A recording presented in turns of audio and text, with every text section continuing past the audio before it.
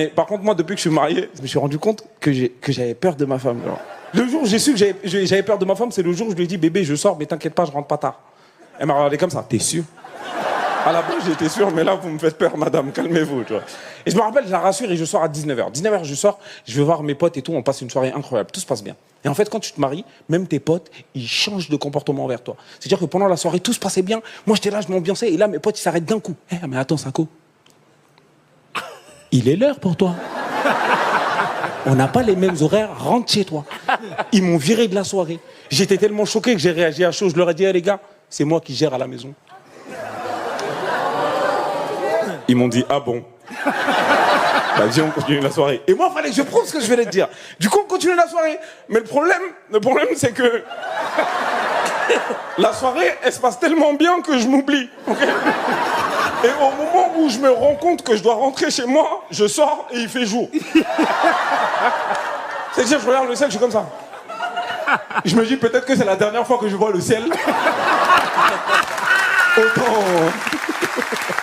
Autant profiter, tu vois ce que je veux dire. Et tu sais, je me retrouve dans mes potes. Bah, c'est toi qui gères. Va gérer, frérot, va gérer.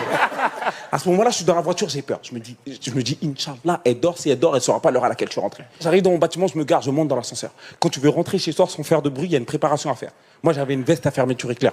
Trop de bruit, j'ai enlevé la veste. J'étais plus léger, c'est mieux pour marcher dans le salon. Tu vois ce que j'avais des grosses chaussures, j'ai enlevé les chaussures. Je suis arrivé devant ma porte, on dirait j'allais à la mosquée. Je jure,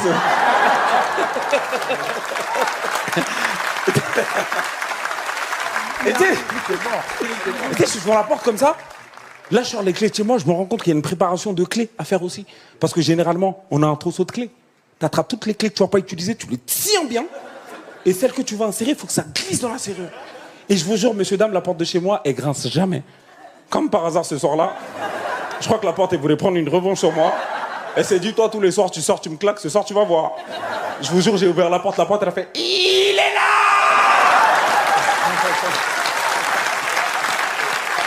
C'est trop. Comment? Je regarde ma porte pendant 2 minutes, je dis frérot, c'est pas le moment là, qu'est-ce que tu fais? Je rentre chez moi sur la pointe des pieds, je suis comme ça. Et je vous rappelle que je paye le loyer ici, d'accord? Et j'arrive devant la porte de la chambre, j'ouvre la porte de la chambre, je vois ma femme, elle est couchée, elle dort, je me dis, ah Dieu merci. Mais on se laisse pas déconcentrer parce qu'il faut que j'aille me coucher sur mon côté du lit et c'est un long parcours. C'est-à-dire, je longe les murs comme ça, je longe les murs comme ça.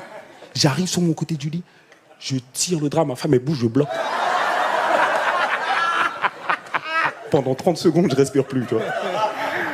Tu sais, je la regarde. Et à un moment, je vois qu'elle ronfle, je me dis, ok, là c'est bon, elle dort, je peux me glisser dans le lit. Là, je tire le drap comme ça, je me dis, putain, mais